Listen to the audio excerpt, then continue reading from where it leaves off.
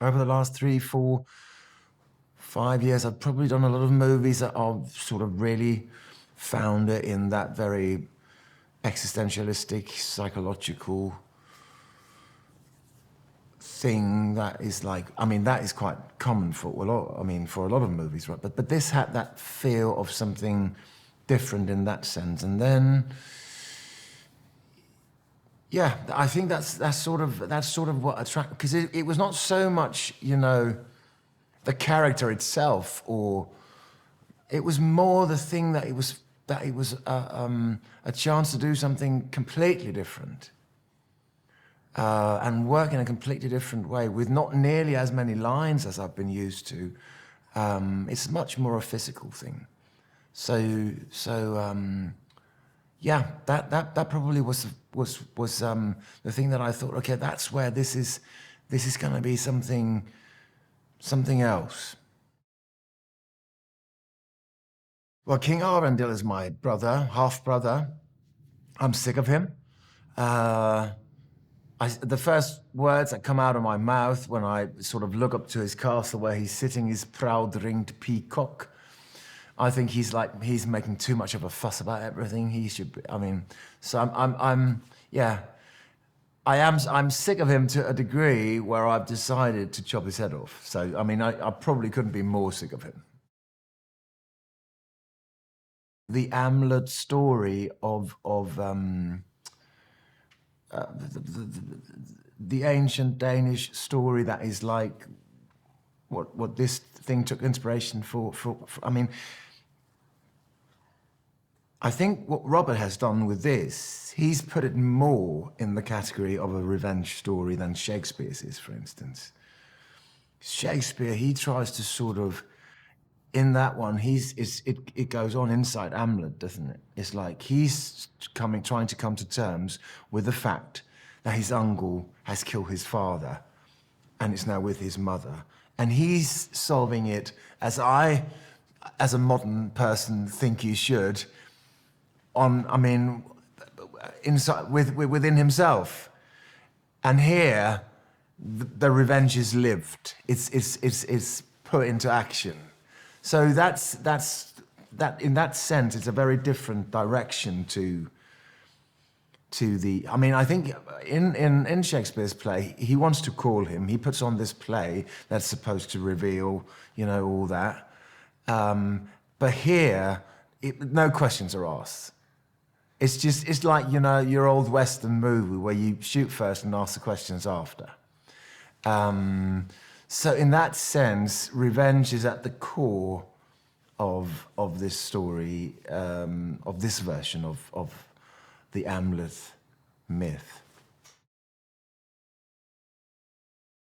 Oh my God, he's absolutely haunted by. I mean, the first thing we see with Fjolnir when we come into the later part of the story, the 2/3 of the story that are sort of set later on when Amleth is grown, we see him waking up. We see him waking up out of a dream, where his brother has said to him, "I'll see you in hell," and he's absolutely haunted by these things. And I suppose that's also something that I think is quite interesting. Because these people are very, you know, today we would probably say that they are a bit primitive because they believe in all, they're so superstitious. I mean, they do believe that if a curse has been called on them, it's gonna go wrong. And they do believe that they can call a curse on someone and that person will be doomed. In this version of the story that Robert has written, it plays a very big part because they are very superstitious. They do believe in all this whole magical world of all these weird spirits, and they do believe that they can actually, you know, they feel that now it's starting to go wrong because Amleth is starting to kill people, and they believe that they can just make a sacrifice of someone and that'll just sort it. When I was approached for this, Alex was already on board, Nicole was on board, Anya was on board, William was on board. So when Robert called me and said if I would like to be part of this, I was like, wow, that is stellar company to come into. And it has been, I must say. Alex, for crying out loud, what a trooper.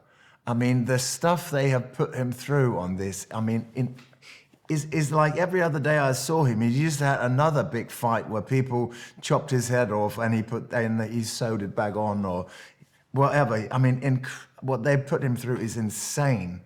And he's just been the most cheerful and lovely guy. And I mean, everybody's really been super, super lovely. Nicole has been like so sweet and friendly and lovely. Anya is so talented, you can't believe it. I've really, really enjoyed working with my two sons. It's just so different from working with a director that has been asked to do this script.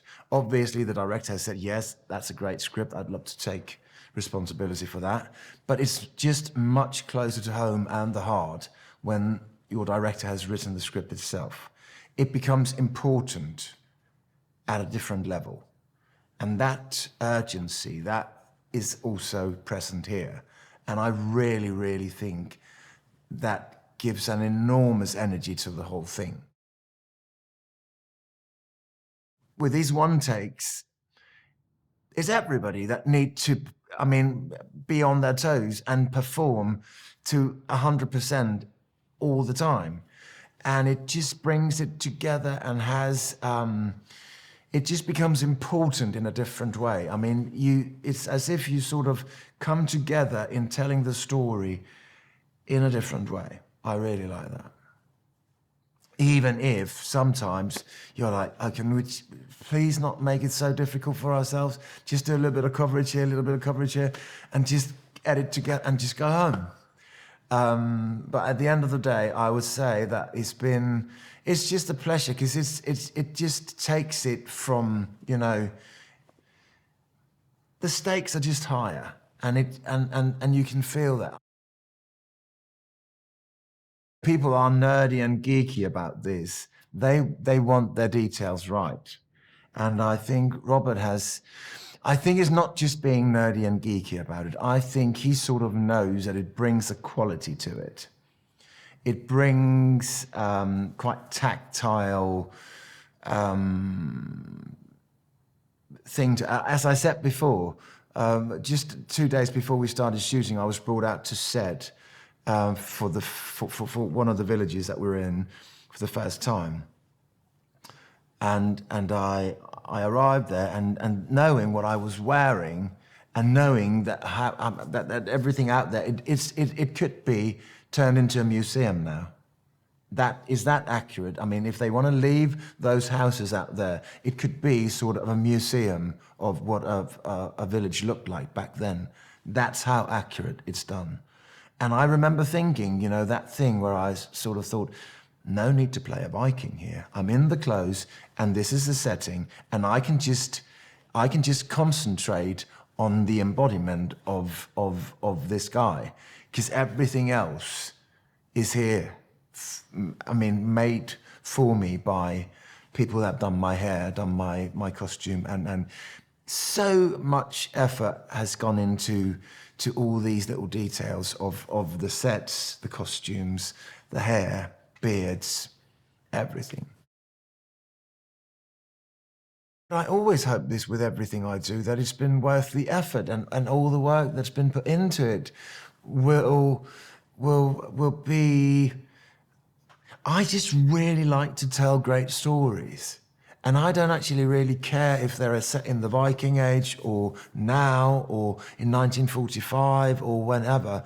I mean, so I hope that this is something that will move people and that will reach out to them and they can see or find themselves in, or that will have something. I hope that they will go and see any movie that I do and leave the theatre, you know, having had a bit of fun or being a bit I mean, having a bit of something to think about, or having been touched or moved, or I hope it does all that.